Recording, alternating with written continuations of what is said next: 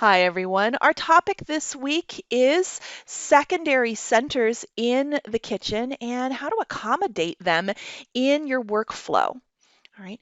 In this video, we're going to focus in on the dining center. In your typical workflow, as a meal is prepared through the kitchen, you might gather the ingredients, prepare, cook, serve them, and then clean it up. But we forgot an important point. All right, the food actually gets eaten. And so there's a connection between the serving center, the dining center, and also your cleanup function. Where does this dining happen in the house? Some really common locations include right in the kitchen, at a bar, or at the kitchen island. All right. Could be at a separate table within the kitchen space. That's called an eat-in kitchen. Right. Or you could have a separate room, a more formal dining room. Now, families and their different habits and all of your different users are going to eat in different locations.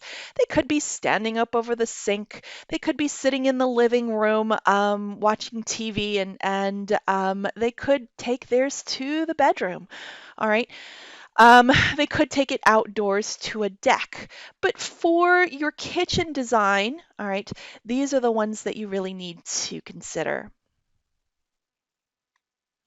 One of the major components of a dining center is, of course, the seating. All right, there's a couple of different seating types. You can have fixed seating, like the benches you see right here. You can have loose seating. These are chairs or stools that are moved around, all right, they're movable. Or, of course, in this example here, we have a combination of both. Once you have chosen your types of seating, then you need to decide how it's going to be arranged. They could be, your seats could be laid out in a single aisle with the users adjacent to each other. This is like a bar type setup, or along one side of a kitchen island, right? They could be parallel or opposite to each other. That's people sitting at the other, each side of a table. They're looking at each other. And then a little bit more complex, an L shape, U shape, G shape, or simply all the way around a table. Right. In this example that you have here, this photo, you're actually looking at a U-shaped seating setup. You can see that there's three chairs along one side, there's one chair at the far side of the table, and three chairs along the right-hand side as well. How much space do you need to allow for each one of these seats and for each dining user? Right? Let's talk about dining clearances. And the first one I want to talk about is the width. All right. We've got a couple of different references here on the screen.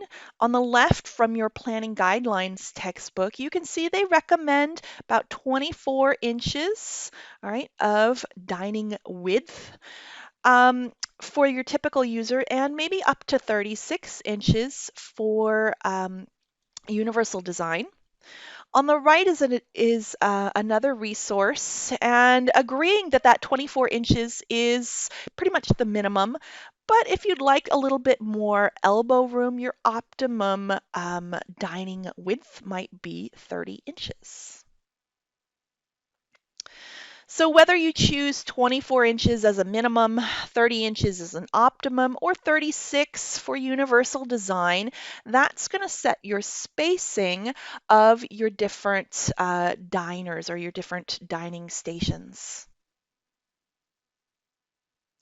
Next, let's talk about the different heights of your dining surfaces, the table or the bar, all right, and knee space. It turns out there's three really common heights, and they're called table height at 30 inches above the floor, counter height at 36 inches, and bar height at 42. And you're going to find that there are chairs available and stools that accommodate those different heights as well. The knee space is this section under the table. That's this distance from the edge of the dining surface back to wherever this wall or cabinet or anything that blocks the knees and feet of your seated user. And interestingly, the depth required for this knee space varies depending on the height of your eating surface. All right, it turns out we need a little bit more depth for table height, 18 inches, counter height a little bit less, 15, and bar height the least at 12 inches. Why is that? That's because of kind of our human anatomy and how we sit and use these different spaces. It turns out as you sit at a table, your legs are bent at nearly 90 degrees, and so you need some extra depth. All right. As you sit higher and then higher, your legs are a little bit stretched out. All right. And so you don't actually need as much depth, much knee space in these situations. All right, so we talked about depth for the knee space. Now let's talk about depth on top of the table. This is the space that the user needs for their plate, their glass, their silverware, all of their individual items. And it turns out they need about 18 inches of depth, all right, for their individual area. If that sounds familiar, that's because it kind of lines up with your prep areas in the kitchen. It just turns out that based on human ergonomics, that's a comfortable reach area.